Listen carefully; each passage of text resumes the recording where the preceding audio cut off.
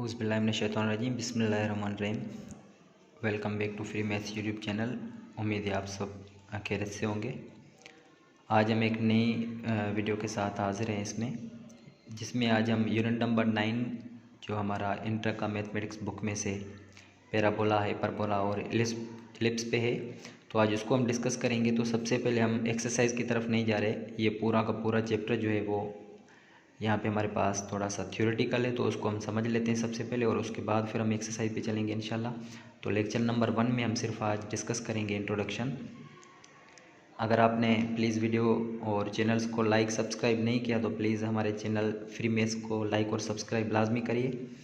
तो सबसे पहले हम डिफ़ाइन कर रहे हैं कि कॉनिक सेक्शन क्या होता है। तो सबसे पहले है कि conic is a locus of moving point or set of all points whose distance from a fixed point in a plane bears a constant ratio to its distance from a fixed line in a same plane।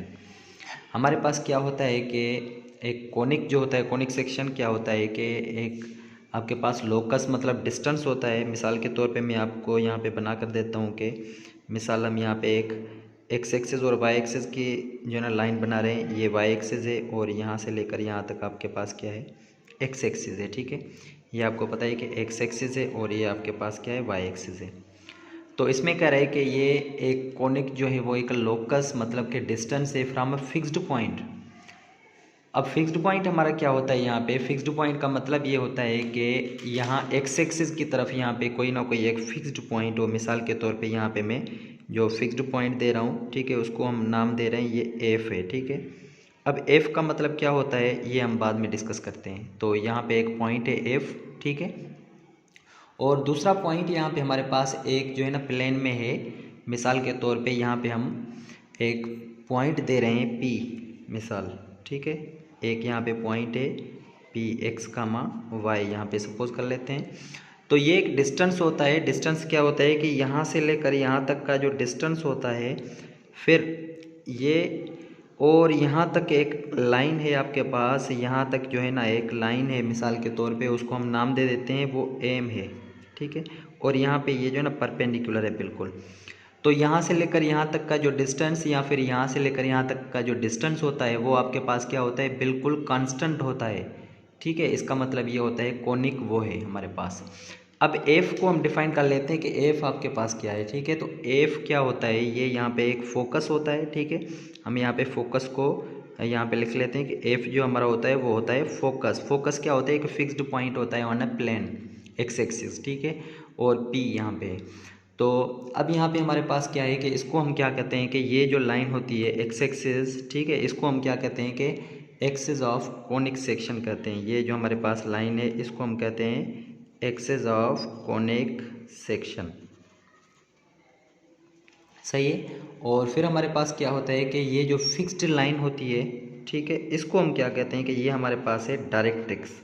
और directrix क्या होता है, याद कर लें कि एक fixed point, fixed line होती है। ठीक है, सॉरी, फिक्स्ड पॉइंट जो होता है वो आपके पास फोकस होता है। ठीक है, अब हम इसको मैथमेटिकली कैसे डिफाइन करेंगे कि मैथमेटिकली हमारे पास कहता है कि P से लेकर F, ठीक है, यहाँ तक के डिस्टेंस, और P से लेकर M तक का जो डिस्टेंस होता है वो कांस्टेंट होता है। ठीक है, मैं यहाँ पे लिख लूँ कि P से लेकर F और P से लेकर M तक का जो डिस्टेंस होता है वो कांस्टेंट होता है। याद कर लें कि ये हमारे पास क्या है, कॉनिक सेक्शन है, ये आप याद कर लें। ठीक है, अब यहाँ पे पी एफ और पी एम, ये इसको क्या कहते हैं, हम ये याद कर लें कि ये आपके पास, इसको हम कहते हैं कि एसेंट्रिसिटी। ठीक है, एसेंट्रिसिटी, और इसको हम ई से शो करते हैं। याद कर लें, ई जो होती है हमारे पास ये क्या है, एसेंट्रिसिटी है। ठीक है, जब इनका कांस्टेंट रेशो होगा तो फिर हम इसको क्या कहेंगे कि ये हमारे पास क्या है, ये एक कॉनिक है। ठीक है, याद कर लें कि, और ई आपके पास एसेंट्रिसिटी है। ठीक है, तो अब यहाँ पे हम सपोज करते हैं कि हमारे पास क्या है कि अब इसको थोड़ा सा आगे हम डिफाइन करेंगे कि जब यहाँ पे रेशो आपके पास पी एफ और पी एम, ठीक है, ये अगर आपके पास 1 हो जाए, ठीक है, या पी एफ और पी एम अगर ये आपके पास क्या हो जाए, ग्रेटर देन 1 हो जाए, ठीक है, और जब यहाँ पे पी एफ और पी एम जब लेस देन 1 हो जाए तो फिर इसको हम क्या कहते हैं कि हमारे पास अच्छा, जब याद कर लें इनका रेशो जब 1 के बराबर होगा तो उसको हम क्या कहेंगे, ये हमारे पास है पैराबोला, ठीक है। और जब यहाँ पे आपके पास क्या है कि ग्रेटर देन 1 होगा तो फिर यहाँ पे आप याद कर लें ये है आपके पास हाइपरबोला, ठीक है। और ये फिर आपके पास क्या हो जाएगा, एक इलिप्स हो जाएगा, इक्वेशन ऑफ इलिप्स यहाँ।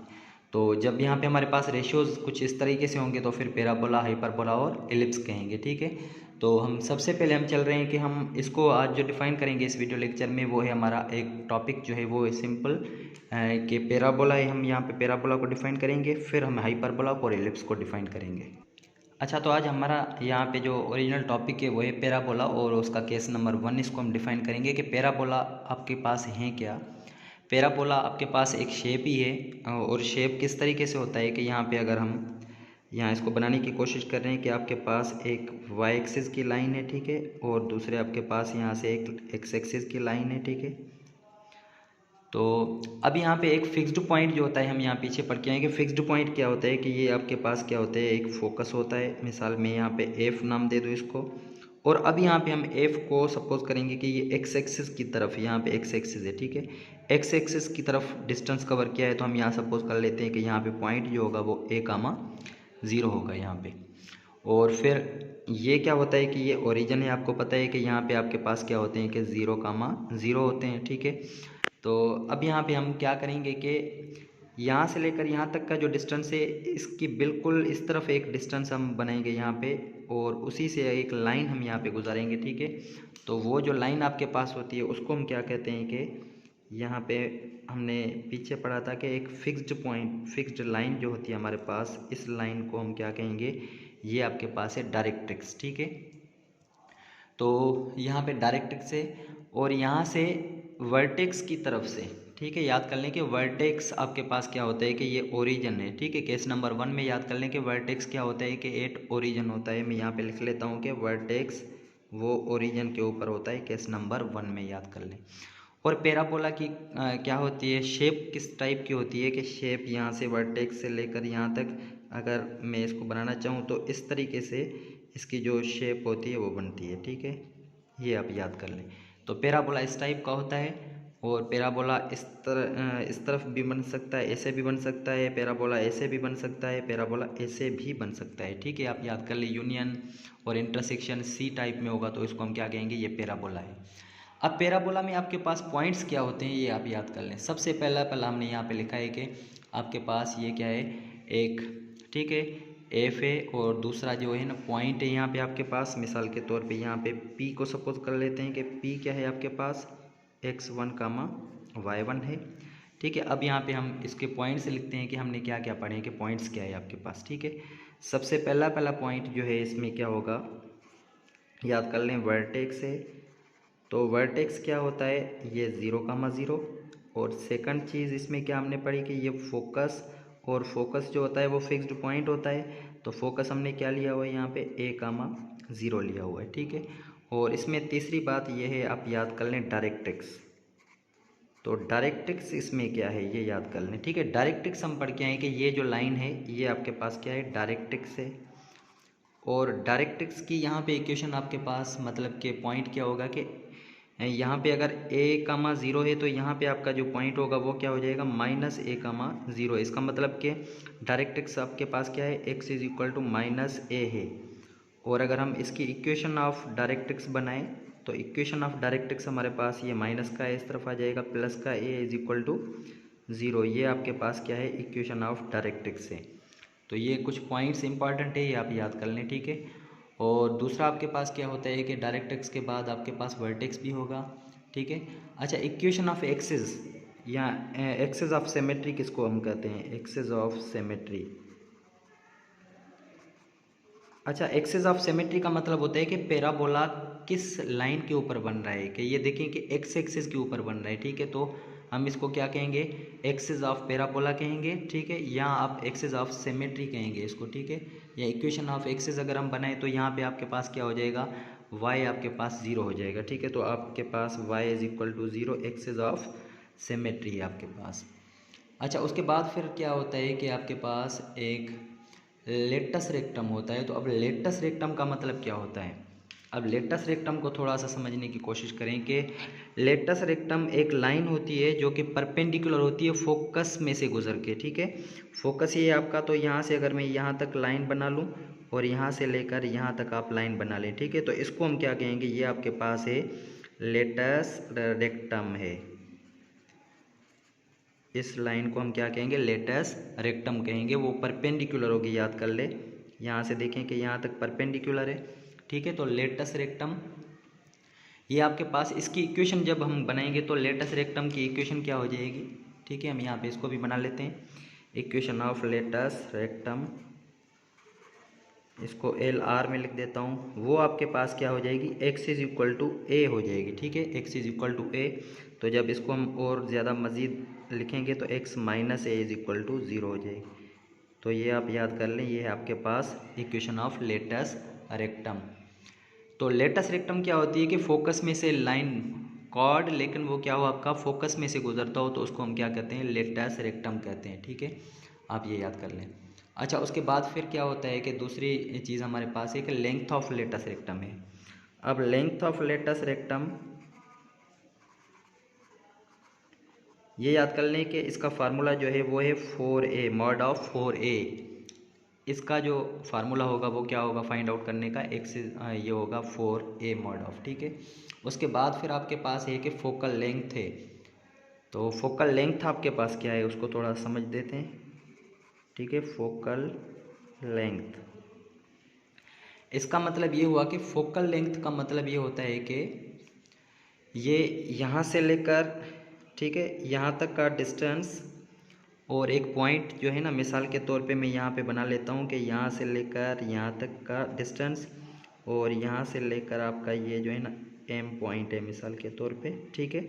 इन दोनों का डिस्टेंस क्या होगा आप पढ़ के आएंगे, वो आपके पास क्या हो जाएंगे, बराबर हो जाएंगे। इसका मतलब length of focal length, sorry focal length हम किस तरीके से फाइंड करेंगे कि आपको पता है कि पी एफ और पी एम आपस में क्या हो जाएंगे, ये बराबर हो जाएंगे। और आपके पास देखेंगे पीएम क्या है, आपके पास पीएम का मतलब ये होता है कि पी से लेकर एम तक ये आपके पास एक पॉइंट है, ये x1 है, ठीक है। ये आपके पास x1 प्लस पी एफ आपके पास क्या है कि पी से लेकर एफ तक का जो डिस्टेंस है वो आपके पास सिर्फ a है, ठीक है। इनको जब आप जमा करेंगे प्लस करेंगे तो आपके पास क्या बन जाएगा, फोकल लेंथ मिल जाएगा आपको। तो फोकल लेंथ, तो उसके बाद हम यहाँ पे करें क्या पढ़ेंगे, फोकल कॉर्ड है, ठीक है। तो फोकल कॉर्ड को क्या कहते हैं, अब फोकल कॉर्ड इसमें क्या होगा, फोकल कॉर्ड का मतलब ये होता है कि अब आपके पास क्या होनी चाहिए कि यहाँ पे हम एक पढ़ के आए हैं, फोकल लेंथ भी पढ़ के आए, लेटस रेक्टम पढ़ के आए। लेटस रेक्टम याद कर लें कि यहाँ से बिल्कुल परपेंडिकुलर, लेकिन आप याद कर लें फोकल कॉर्ड का मतलब होता है कि परपेंडिकुलर भले ना हो लेकिन ये फोकल से एक लाइन निकले, जैसे यहाँ पे मैंने निकाली है, ठीक है। तो इसको हम क्या कहेंगे, फोकल कॉर्ड कहेंगे, ठीक है। लाइन थ्रो हम यहाँ पे लिखेंगे फोकस, लाइन थ्रो फोकस हम यहाँ पे लिखेंगे, एक सिंपल लाइन हो लेकिन वो फोकस में से निकले, ठीक है। तो उसको हम क्या कहेंगे कि ये आपके पास है। अच्छा, उसके बाद फिर आपके पास क्या है कि एक सिंपल कॉर्ड होता है। तो कॉर्ड यहाँ से लेकर यहाँ तक भी ऐसे हम बना सकते हैं, यहाँ से लेकर यहाँ तक, लेकिन वो फोकस में से ना गुजरे तो उसको हम क्या कहेंगे, ये कॉर्ड कहेंगे, ठीक है। तो ये सिंपल आपके पास क्या है कि पैराबोला का केस नंबर 1 है। इसको मज़ीद लिखने की कोशिश करें, केस नंबर 1 और केस नंबर 2 को थोड़ा समझने की कोशिश करते हैं, ठीक है, कि वो क्या होते हैं उसको थोड़ा समझते हैं। अच्छा, इसके बाद इसमें थोड़े से कुछ पॉइंट्स और भी हैं कि हम यहाँ पे लिख लेते हैं कि पॉइंट्स कौन कौन से हैं, ये याद कर लें कि इसका। अच्छा, स्टैंडर्ड इक्वेशन इसकी क्या हो जाएगी, सबसे पहले इसकी स्टैंडर्ड इक्वेशन बाद में लिखते हैं। इन पॉइंट्स ऑफ लेटस रेक्टम, मतलब कि ये लेटस रेक्टम है, ठीक है, इसके इन पॉइंट्स कौन से होंगे आपके यहाँ, ठीक है, यहाँ ये। तो हम यहाँ पे लिखेंगे इन पॉइंट्स ऑफ लेटस रेक्टम, वो है आपके पास कौन से हो जाएंगे, ये देखें कि a comma plus minus 2a हो जाएंगे, ठीक है। इसको कहते हैं कि इन पॉइंट्स ऑफ लेटस रेक्टम कहेंगे। अच्छा, उसके बाद हम यहाँ पे लिखते हैं इसकी स्टैंडर्ड इक्वेशन। स्टैंडर्ड इक्वेशन इसकी क्या हो जाएगी, केस नंबर 1 की हम यहाँ पे लिखते हैं कि स्टैंडर्ड,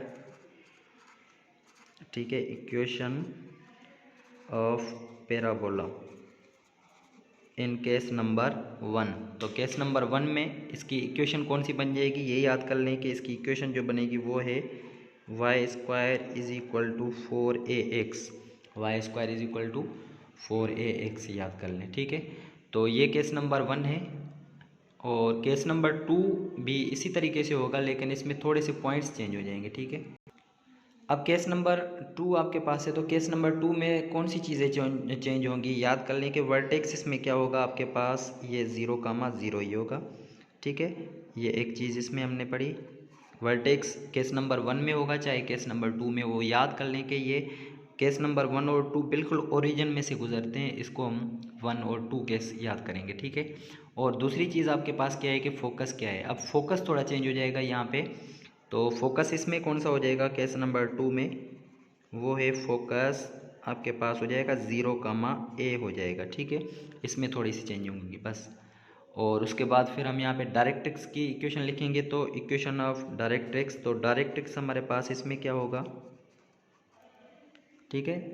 तो इसमें डायरेक्ट्रिक्स जो आपका हो जाएगा वो आपके पास हो जाएगा, यहाँ पे x is equal to -a है, ठीक है। तो वहाँ पे आपके पास इक्वेशन इसकी क्या हो जाएगी, y is equal to -a हो जाएगी, y is equal to -a हो जाएगी। और जब इसकी इक्वेशन बनेंगे तो ये हो जाएगा y plus a is equal to 0 हो जाएगा, ठीक है। उसके बाद फिर चौथी चीज़ इसमें क्या हो जाएगी, चौथी चीज़ इसमें बिल्कुल सेम है कि, लेकिन एक्सिस ऑफ सिमेट्री इसमें हमने ऊपर जो लिखी है axis of symmetry y is equal to 0, लेकिन इस केस नंबर 2 में एक्सिस ऑफ सिमेट्री आपके पास क्या बन जाएगी, x इज इक्वल टू 0 बन जाएगा, ठीक है, एक्सिस ऑफ सिमेट्री। अच्छा, उसके बाद फिर हम यहाँ पे लिखेंगे कि लेटस रेक्टम, वो तो सेम ही होगा, ठीक है। याद कर लें कि लेटस रेक्टम इसमें पांचवी चीज़ जो हमारे पास है लेटस रेक्टम, वो आपके पास 4a ही है, ठीक है। और फिर आपके पास डायरेक्ट्रिक्स की इक्वेशन हमने लिख दी है, ठीक है, y plus a is equal to 0। इसमें बाकी ये चीज़ें, ठीक है। तो आप याद कर लें कि इसमें पैराबोला में कुछ यही चीज़ें होती हैं केस नंबर 1 और केस नंबर 2 में, और कुछ भी इसमें मज़ीद जो है ना चेंजिंग नहीं है। तो इंशाल्लाह अगली वीडियो में हम जो पढ़ेंगे वो केस नंबर 3 और 4 को पढ़ेंगे। प्लीज़ अगर आपको वीडियो अच्छी लगी है तो लाइक और सब्सक्राइब लाजमी करिए। तब तक के लिए इजाज़त दीजिए, अल्लाह हाफ़िज़।